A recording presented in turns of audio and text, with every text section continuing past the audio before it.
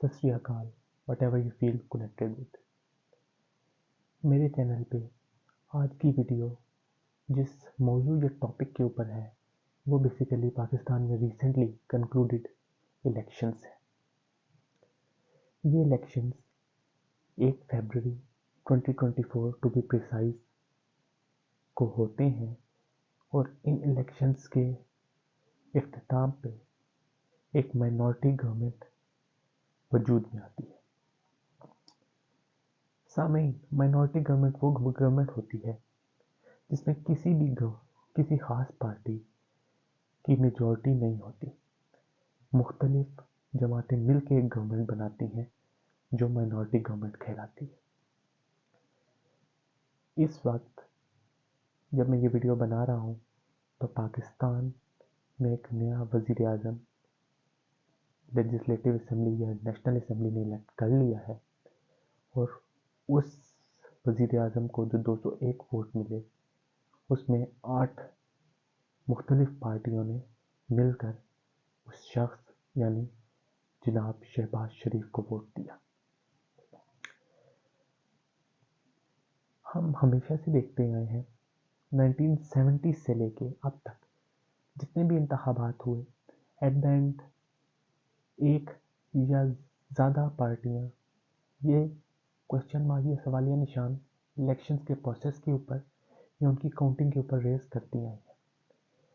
आज तक कोई ऐसा इलेक्शन कंक्लूड नहीं हुआ जो धांधली के इल्ज़ामात के बगैर हो।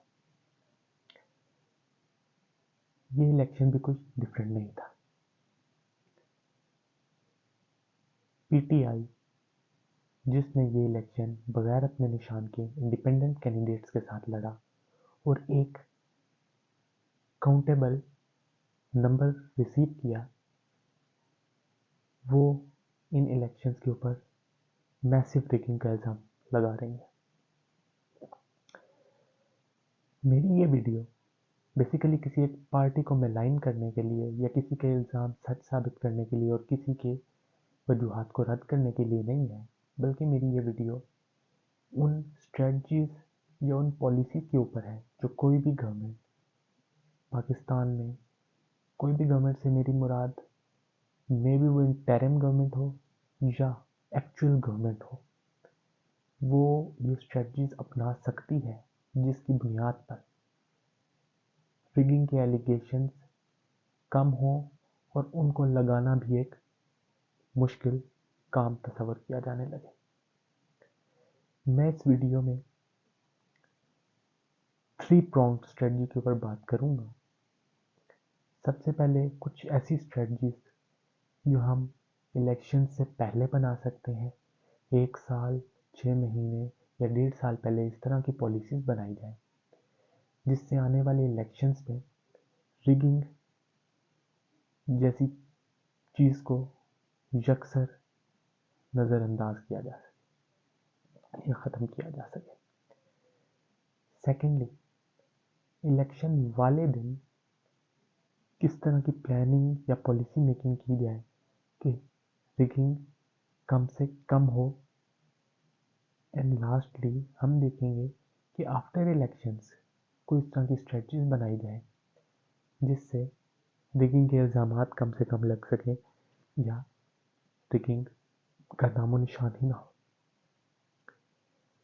अगर हम ये पॉलिसीज बनाएंगे तो हम एक पाकिस्तान तो इसका बेनिफिशियरी रहेगा ही रहेगा, पर यहाँ के लोग जो बेसिकली जिनका एक्चुअल राइट है इस मुल्क में गवर्नेंस, अपनी पसंद की गवर्नेंस को चूज करने का, वो लोग बहुत सारे फायदे उठा सकेंगे।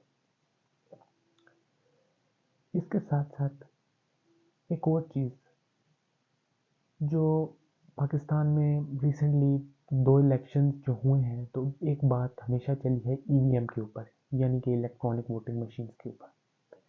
मैं इस वीडियो में इलेक्ट्रॉनिक वोटिंग मशीन्स के बारे में भी बात करूंगा।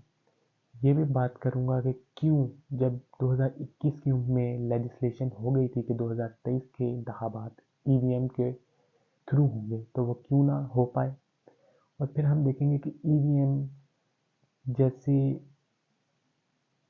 एक इलेक्ट्रॉनिक वोटिंग मशीन को लाने में क्या क्या चैलेंजेस पाकिस्तान को दरपेश है, पर इसके आने के बाद क्या क्या पॉजिटिव इम्पैक्ट्स आ सकते हैं।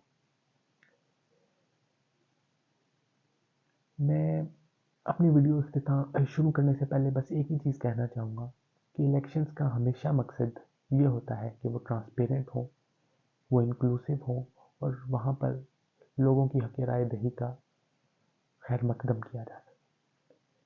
तो हमें पाकिस्तान को एक डेमोक्रेटिक कंट्री होने के तहत, एक सॉवरेन कंट्री होने के तहत हमेशा इस तरह के फुल प्रूफ इलेक्शंस की तरफ जाना चाहिए जिनसे एक्चुअल में वो गवर्नमेंट्स वजूद में आ सकें जो लोगों की चॉइस की है, ना कि हम इस तरह की गवर्नमेंट्स को बिठाएं, गवर्नेंस की कुर्सी पर बिठाएं जिनको लोगों का मैंडेट ही हासिल नहीं है। तो चलें शुरू करते हैं। जैसा कि मैंने इंट्रो में बात की कि हम वीडियो का स्टार्ट जो है वो बेसिकली उन स्ट्रेटजी से करेंगे जिससे रिगिंग या धांधली के इल्ज़ामात में कमी लाई जा सके। तो जो पहली 3 स्ट्रेटजीज हैं वो बेसिकली मैं इलेक्शन से पहले की आपके सामने रख रहा हूँ। फर्स्ट ऑफ ऑल,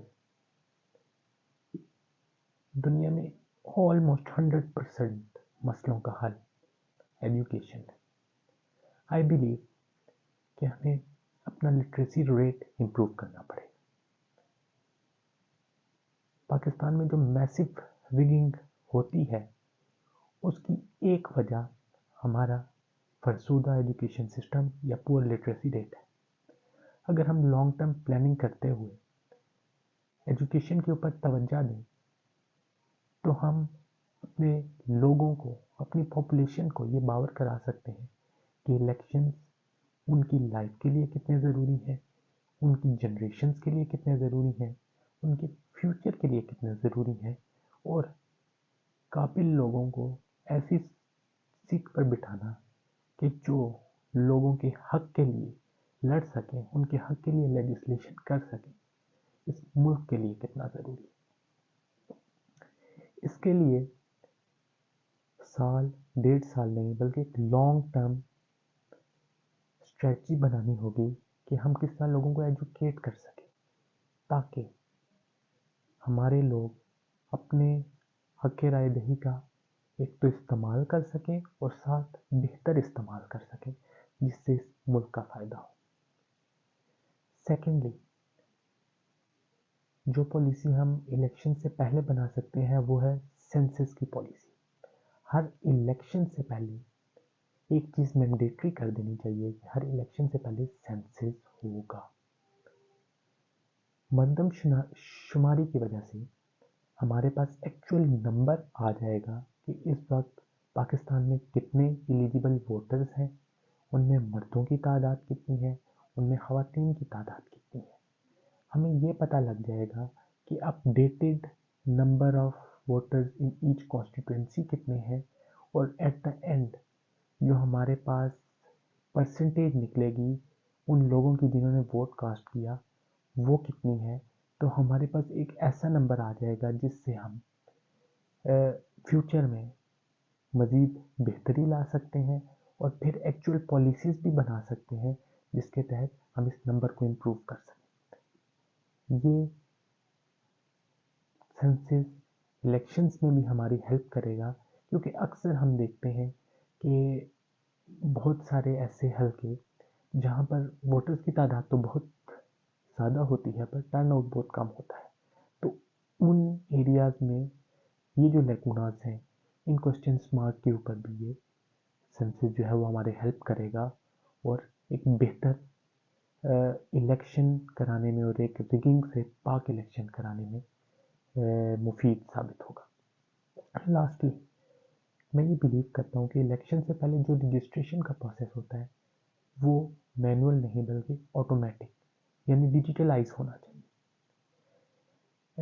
हम अक्सर देखते आए हैं कि इलेक्शन से पहले मुख्तलिफ लोग जो बेसिकली इलेक्शन कमीशन ही अपॉइंट करता है और ज़्यादातर तादाद उनमें टीचर्स की होती है, वो मुख्तलिफ घरों में जाते हैं।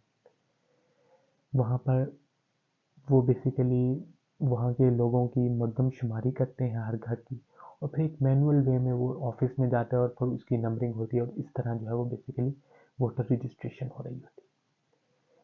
हमें इस सारे सिस्टम को डिजिटलाइज करना है। एक तो इससे टाइम की बचत होगी, सेकेंडली मैनुअल सिस्टम होने की वजह से हम देखते हैं कि रजिस्ट्रेशन इलेक्शन से एक एक डेढ़ महीना पहले ख़त्म हो जाती है, और बहुत सारे लोग जो एट द लास्ट और का वेट कर रहे होते हैं वो अपनी रजिस्ट्रेशन नहीं करवा सकते, जिसकी वजह से वो वोट देने के अहल नहीं होते।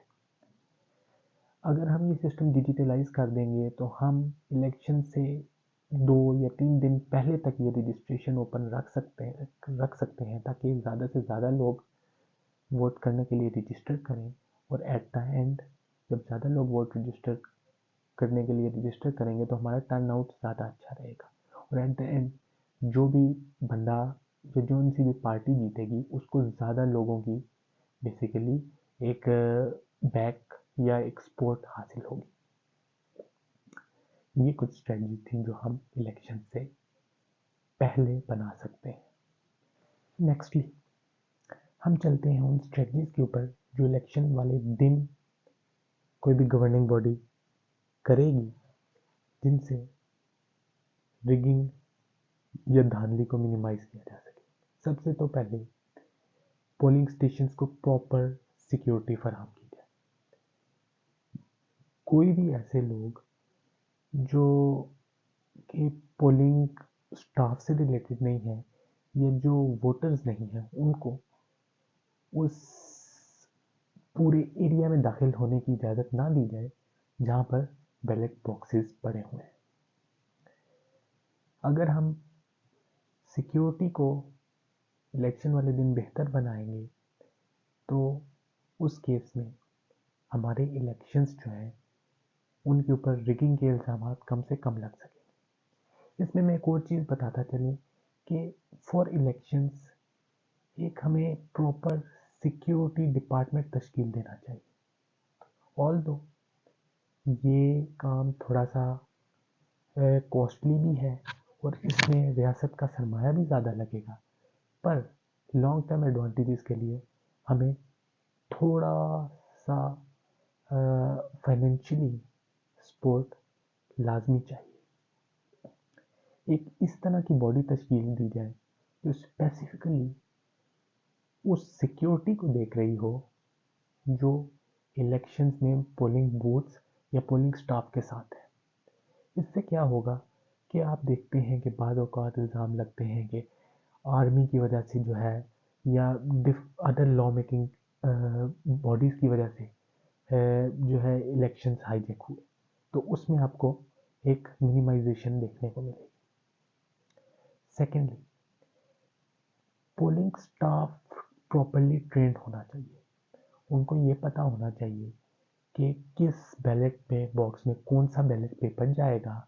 अगर एक पोलिंग स्टेशन में 2 नेशनल एंड प्रोविंशियल असेंबली के दोनों हलकों के लिए पोलिंग हो रही है तो कौन कौन से बैलेट बॉक्सेस किस बैलेट पेपर के लिए हैं, स्टैंप कहाँ पर लगानी है, जो बंदा वोट करेगा उसकी मार्किंग कहाँ पर करनी है, और लास्टली जो इस दफ़ा एक बहुत बड़ी आपको डिबेट नज़र आई फॉर्म 45 और 47 पे, तो पोलिंग स्टाफ को ये तक पता होना चाहिए कि एक्चुअल फॉर्म कौन सा है जो बेसिकली फॉर्मली ये अनाउंस करेगा कि इस कैंडिडेट ने कितने वोट लिए हैं और इस दूसरे कैंडिडेट ने कितने वोट लिए हैं। ये नहीं होना चाहिए कि ईसीपी की तरफ से तो फॉर्म 47 को ऑफिशियल डिक्लेरेशन कहा गया है और पोलिंग एजेंट्स फॉर्म 45 जो है उसके ऊपर सारी फिलिंग करके तो पोलिंग एजेंट्स को देते रहे। और ईसीपी को भी ये बात इलेक्शन से पहले वाज़ेह करनी चाहिए कि कौन से वो बेसिकली फॉर्म्स होंगे जो बेसिकली ऑफिशियली डिटरमाइन करेंगे कि किस कैंडिडेट ने कितने वोट लिए। लास्टली हम देखते हैं कि जो भी हमारे पोलिंग स्टेशंस होते हैं उनके ऊपर हैंडीकैप्ड लोग या वो लोग जो व्हील चेयर बाउंड हैं उनके लिए कोई स्पेसिफिक फैसिलिटी नहीं होती, जिसकी वजह से हम बहुत सारे वोट्स लूज़ करते हैं। वो लोग भी इस मुल्क में रहते हैं और उनको भी अपनी राय देने का पूरा पूरा इख्तियार है। तो मेरे नज़दीक उन लोगों के लिए स्पेशलाइज्ड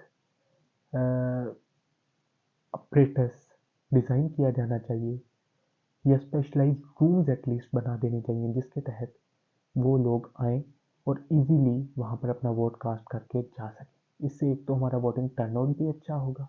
ऐसे लोग जो बेसिकली इस इतने अहम प्रोसेस से कट ऑफ है वो भी इसमें शामिल होंगे।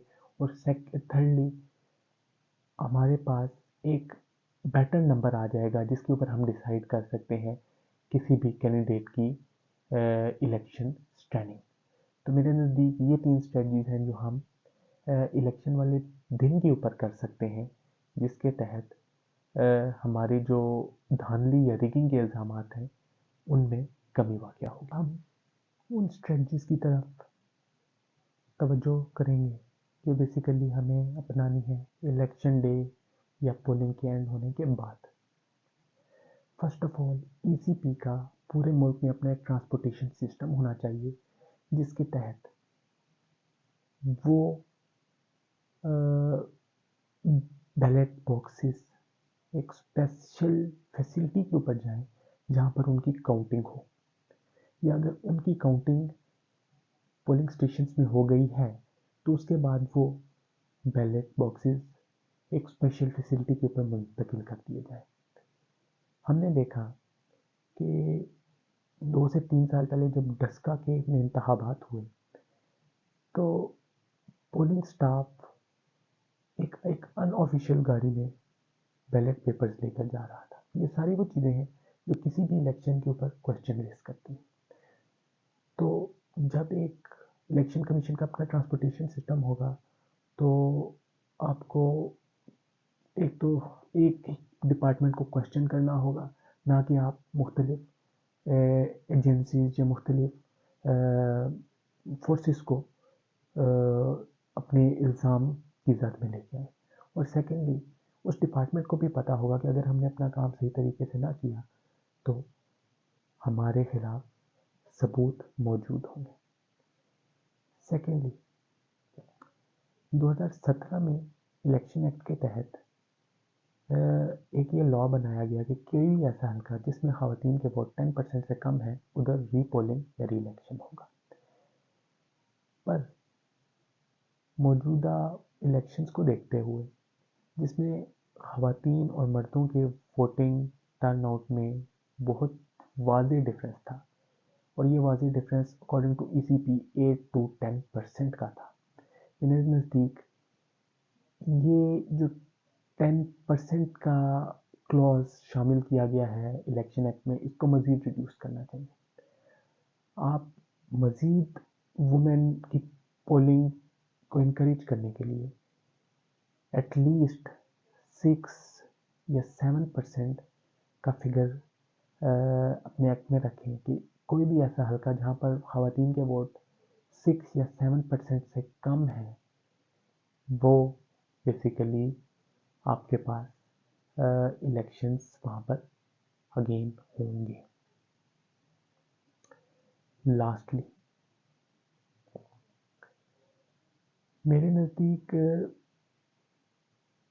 जो एक पॉलिसी है वो डिफरेंट पार्टीज़ को भी अपने तौर पे देखनी चाहिए और ईसीपी को भी देखनी चाहिए कि जब तक इलेक्शन के रिजल्ट नहीं आते कोई भी पार्टी हेड या पार्टी लीडर अपनी विक्ट्री का ऐलान नहीं कर सकता। एक तो इलेक्शंस के रिजल्ट आफ्टर इलेक्शन कंक्लूड होने के 8 to 10 ऑड्स में लाजमी आ जाने चाहिए, और फिर कोई भी party head before that time ये अपनी विक्ट्री स्पीक नहीं कर सकता, जिसकी वजह से कोई भी इलेक्शन जो है वो आपको उनमें बायसनेस नज़र आने लग जाए।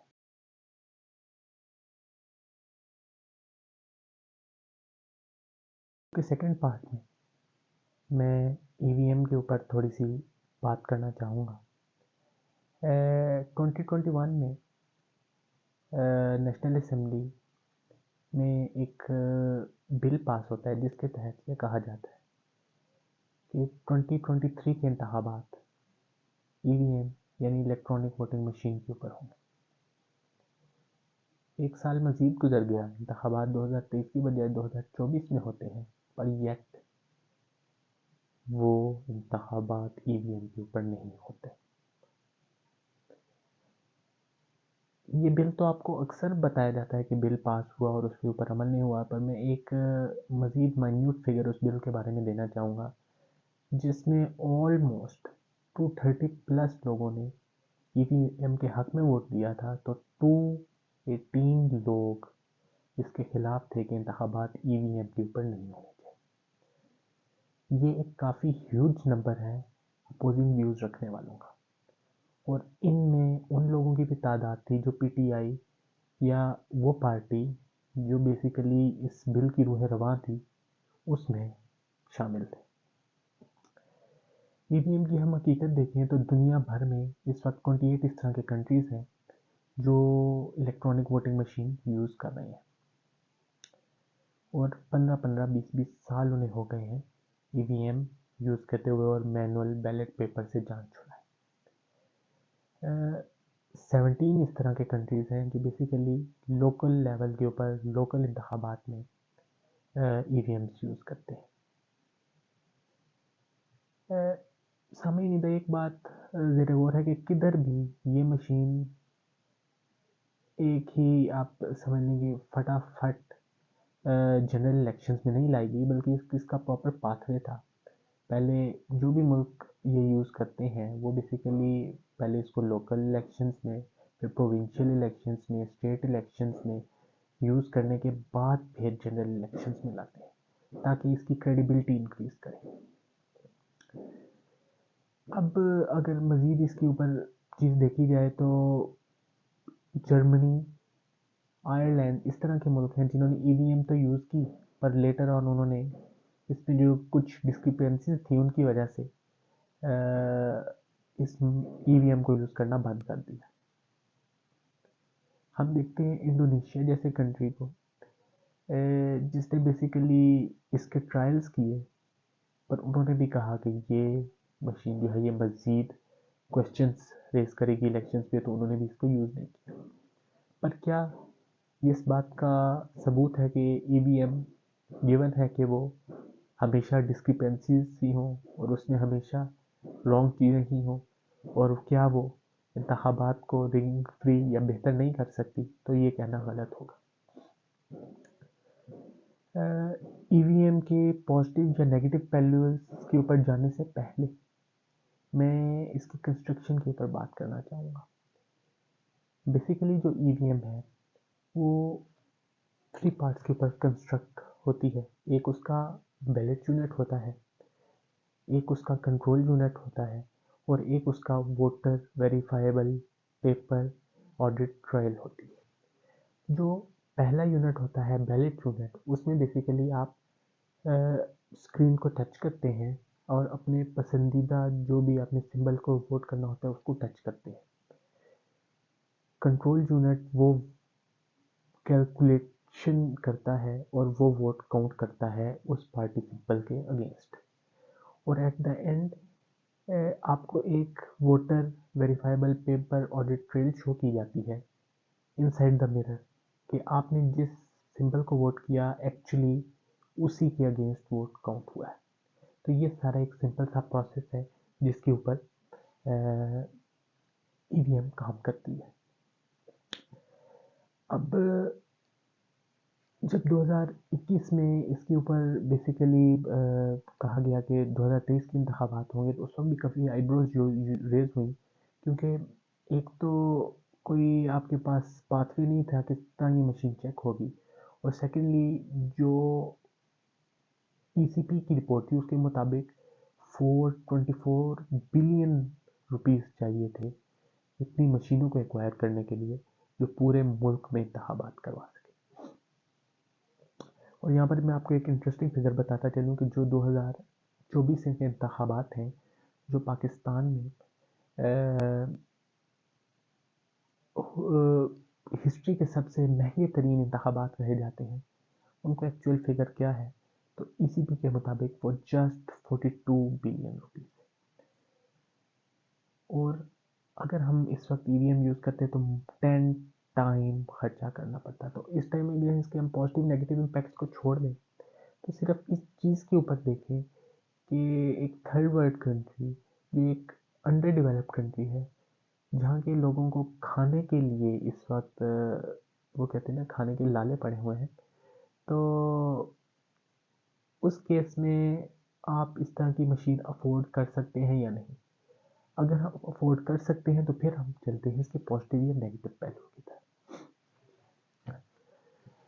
अब अगर मैं ईवीएम की पॉजिटिव साइड के ऊपर बात करूँ तो फर्स्ट ऑफ ऑल तो एक ये चीज़ है कि जो आपके पास मैनुअल वोटिंग या बैलेट पेपर वोटिंग में वोटर के जो वोट्स हैं वो रिजेक्ट होते हैं, वो इसमें ऑलमोस्ट निल होते हैं। क्यों? क्योंकि बेसिकली आप स्क्रीन को टच करते हैं और एट द एंड आपके पास वोट काउंट हो जाता है। तो ये इसकी एक पॉजिटिव बात है। सेकेंडली, इस मशीन के तहत आपके पास रिजल्ट बहुत जल्दी आता है। ठीक, तो आप ये कह सकते हैं कि वो अब जिस तरह इंडिया जैसी कंट्री में ये मशीन यूज़ हो रही है और India has a massive population, दुनिया की इस वक्त मोस्ट पॉपुलेटेड कंट्री है, तो वहाँ पर भी इलेक्शन बहुत जल्दी आते हैं, रिजल्ट्स बहुत जल्दी आते हैं। तो पाकिस्तान जैसी कंट्री जिसकी पॉपुलेशन इंडिया के मुकाबले में कुछ भी नहीं है, वहाँ तो जो हम टाइम लेते हैं बाज़ औक़ात 6 to 8 आवर्स या इवन के 1 डे, 2018 में 4 दिन लग गए आरटीएस हमारा सिस्टम जब ड्रॉप हुआ तो वो इस केस में नहीं होंगे, आपके पास रिजल्ट्स जल्दी आएंगे। लास्टली जो ईवीएम मैं समझता हूँ कि एक और बेहतरी ला सकती है वो ये है कि आपके पास रिगिंग नहीं होगी, क्योंकि आपने इसके इलेक्शन में देखा फॉर्म 45 फॉर्म 47 का एक आपको झगड़ा नज़र आया। एक पार्टी कहती है कि हमारे वोटर्स, हमारे जो रिप्रेजेंटेटिव थे वो फॉर्म 45 पे विन कर रहे थे, 47 पे हराया गया, दूसरी पार्टी इसके ऑपोजिट कहती है। तो जब ये मैनुअल ट्रांसमिशन रहेगी नहीं, सब ऑटो जनरेटेड होगा, तो उस केस में आपके पास अगेन ये चीज़ नहीं आने लगी, रिगिंग के एलिगेशंस इस चीज़ में नहीं रही। पर अगेन ये पॉजिटिव इम्पैक्ट के साथ में दो जो वो कहते हैं ना हाइलाइट्स, वो यही है कि एक तो ईवीएम के इस्तेमाल के लिए मज़ीद एजुकेशन चाहिए, क्योंकि पाकिस्तान में मोस्टली पॉपुलेशन जो है वो इलिटरेट पॉपुलेशन जो है वो मोबाइल भी सही तरह यूज़ नहीं कर सकती। तो एक स्क्रीन टाइप डिवाइस को वो किस तरह यूज़ करेंगे, आपको इसके बारे में आगाह करना होगा। और सेकेंडली आपको एक मैसिव अमाउंट ऑफ जो है वो बजट एलोकेट करना होगा ईवीएम को पूरे पाकिस्तान के इलेक्शंस में जो है वो यूज़ करने के लिए। पर यहाँ पर मैं एक चीज़ ये कहना चाहूँगा कि अगर आप एक दफ़ा ईवीएम में इन्वेस्ट कर देते हैं तो वो एक लॉन्ग टर्म इन्वेस्टमेंट, उसके बाद आपको किसी भी इलेक्शन में मुख्तलिफ पोलिंग एजेंट्स को, ज़्यादा सिक्योरिटी को, ट्रांसपोर्टेशन की बात अगर आप कर लें, वो करना नहीं पड़ेगा, क्योंकि आपने एक दफ़ा इन्वेस्टमेंट कर ली, उसके बाद आपके पास स्टाफ कम होगा तो आपको जो उनकी तनख्वाहें देनी है, जो सारा इंफ्रास्ट्रक्चर का खर्चा है वो कम से कम हो जाए। तो मेरे नज़दीक ये कुछ पॉजिटिव चीज़ें हैं जो ईवीएम के थ्रू हो सकते हैं। वीडियो के इख्तिताम पे मैं बेसिकली आपके पास 2 से 3 कंट्रीज़ की एग्जांपल कोट करना चाहूँगा जो इस वक्त ईवीएम यूज़ कर रही हैं और उनको क्या चैलेंजेस दरपेश रहे हैं ड्यूरिंग दिस टाइम। इंडिया में 1982 से जो है वो ईवीएम यूज़ हो रही है और उन्होंने प्रॉपर पाथवे के through local government, provincial government and then national level के ऊपर ईवीएम यूज़ की। पर स्टिल 2024 के इंतखाबात से पहले भी ईवीएम के ऊपर क्वेश्चंस हैं कि ये बेसिकली एक ऐसी मशीन है जो इलेक्ट्रॉनिक है और ये हैक हो सकती है। 2009 में एक इस तरह का इंसिडेंट हुआ जिस वक्त 15 कॉन्स्टिट्यूंसीज में इंडिया की ईवीएम जो है वो बेसिकली बिल्कुल एक नम हालत में चली गई, जिसकी वजह से वहाँ पर आपको इलेक्शन जो है उनको पोस्टपोन करना पड़ा। इस सब के चलते हुए भी ईवीएम को बैन नहीं किया गया, बल्कि एक डिजिटलाइज प्रोसेस को वेलकम किया गया और उसमें इम्प्रूवमेंट्स लाई गई। तो कोई भी ऐसी कंट्री जो बेसिकली ईवीएम को यूज़ करना चाह रही है उसके लिए एक ये कह लें कि एक बात है कि वो ईवीएम को क्यों यूज़ करे और फिर इसमें जो डिस्क्रिपेंसीज हैं उनसे किस तरह निजात हासिल की जा सके। सेकेंड एग्जांपल मैं ब्राज़ील की कोट करना चाहूँगा। ब्राज़ील में ईवीएम यूज़ होती है। हर इलेक्शन से पहले बेसिकली वो क्या करते हैं कि एक दिन पहले इलेक्शन के 4 से 5 मुख्तलिफ प्लेसेस के ऊपर वो वेरिएबल नंबर्स में ईवीएम मशीन्स को उठा लेते हैं और उनको एक आइडल टेस्टिंग के मोड से गुजारते हैं, जिसके तहत मीडिया पे दिखा दिया जाता है कि ये मशीन्स प्रॉपरली वर्किंग कर रही हैं और अंडर किसी के इन्फ्लुएंस में नहीं है। जिस प्रोसेस का या जिस एक्सरसाइज का थॉरली मकसद ये होता है कि लोगों के जहनों में ये बात बिठाई जा सके कि वो जो वोट जिस पार्टी को या जिस सिंबल को अपना वोट देंगे वो एक्चुअली उसी पार्टी को जाएगा, ना कि दूसरी पार्टी। तो ये एक मज़ीद ऐसा स्टेप है जो आप अगर इन माइंड ये रखते हैं कि ईवीएम जो है वो उसमें अगेन रिगिंग की पॉसिबल चांसेस हैं, तो ये एक स्टेप कैरी अवे कर सकते हैं। थर्डली मैं वेनेजुएला की एग्जांपल देना चाहूँगा। वेनेजुएला में इलेक्शंस में रिसेंटली मैसिव रिगिंग देखने में आई, पर उनकी गवर्नमेंट या जर्नलिस्ट ने उसको रिपोर्ट नहीं किया।